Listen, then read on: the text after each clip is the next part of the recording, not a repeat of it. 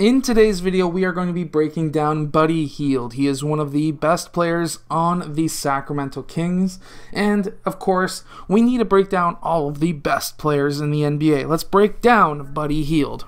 So one thing that Buddy Hield does very well is using the screen and roll. So here we have a 5-out screen from the point onto the wing, who is Buddy Hield. He is using that screen. Now really quickly, what he does is genius. So he has his body very balanced. He has his feet roughly shoulder width apart, and he is keeping his head up. He is really scanning the defense. This is something that you need to do as a player, and this is something that Buddy Hield does. Now, from there, what he is able to see is that his player is able to get stuck on that screen, which is very good. From there, this defender is not hedging, and there's another player in the middle of the key who is taking up space.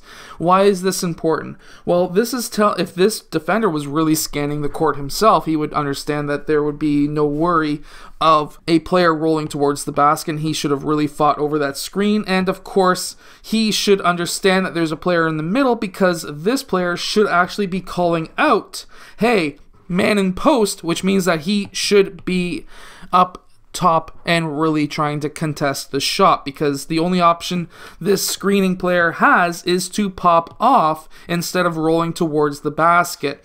So instead, what Buddy Hield does is takes a quick step back and goes up for his shot, and of course he makes the shot. Okay, so here what we have is Buddy Hield going in for a killer crossover, which creates a little bit of space between him and Ricky Rubio, the defender. From there, he's able to come off of that killer crossover, and anytime you can set up a killer crossover before you get screened, it's going to do really well for you.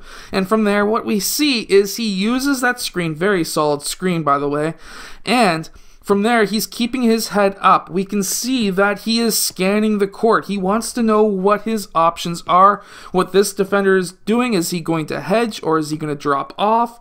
And is this defender going to continue through? These are some of the things that are going through his mind. From there, he does a quick step back because he notices that he has a rolling player down the middle, but there's a defender there. This player is expecting him to drive, but his heels are on the ground, so he's not set up to really do much at all. He's a center, so he's going to be much slower anyways, but the middle is clogged up, and he should really know that as a defender. He should be up on his toes playing tight, but he's not. And from there, Buddy Hield goes into almost like a hesitation style move, like if he was going to cross back over in this direction, which is probably why that defender drops off just a bit. But instead, he goes up for his shot. Technically a bad shot, his foot is on the line, but it is only a 2-point shot, but he does make it. So coming off of this slight screen, he is now attacking a center, and of course he's going to be laterally a lot faster than that center. Now, some of the things that he does really well is he takes a big step left and then gets his right leg right up into the defender. Now, what he could have done was a nice Euro around that defender, because that defender was facing that way. He could have tried to get around. It might seem like he sort of tried at one point, but he didn't. Now, the reason why I'm actually showing you this clip is not for the basket, it's how he falls. So, falling in basketball can be scary, but we have to know how to fall. And what we see here is a player who sort of knows how to fall, right? So what we're going to see is when he falls, the one thing you do not want to do as a player is to fall with a straight arm. That will break your arm. Don't do it. Fall with a bent arm and do not lock it. What you're trying to do here is to know where you're landing. Do not lock your elbow, and use your arm to push yourself continuously in the direction as to where you're going. That way, you are not going to be breaking your arm or your wrist. You want to not have anything broken. Now this next move is really good. So what he does here is a quick dribble and attack. He's going to originally act like he's going to go and attack that gap. And how he does that is by doing an in and out dribble.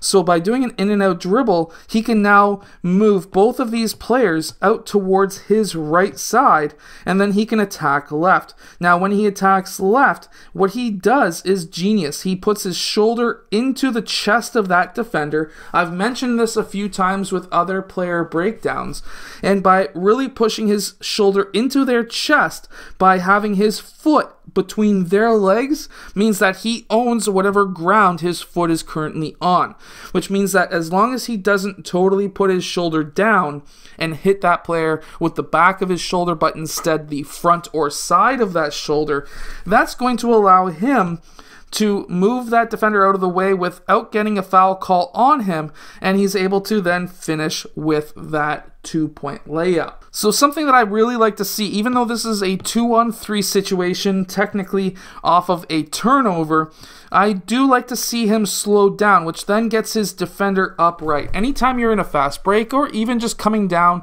with a little bit of a mismatch, what you can do is change your speeds to be able to fly by defenders. Now, to do this, all you need to do is just jog up a bit, 2, 3, 4 steps, and then get low. Load your toes on your rear foot and then attack. Get your shoulders lower than the opponent's shoulders. That way you can attack past. Then pick up the ball early and then make contact with that shoulder so that you can then create that space and be able to get that basket. Also using hesitations, that's one hesitation, and then a second hesitation creates that space. Why does it create that space? Well, that first hesitation makes that defender think, if we go back, makes him think that he's going to go and pass to that player or attack back on that left side. The second hesitation makes this defender think that he's going to be passing that ball out to him, and also gets him ready to intercept whatever pass is going to happen. But because of that second hesitation, because it has moved both of those players out of his way, that's created an open lane to the basket that he's able to capitalize on. I hope that this video has helped you become a better player in basketball. If it has, hit that like button and subscribe, and I'll see you guys again next time.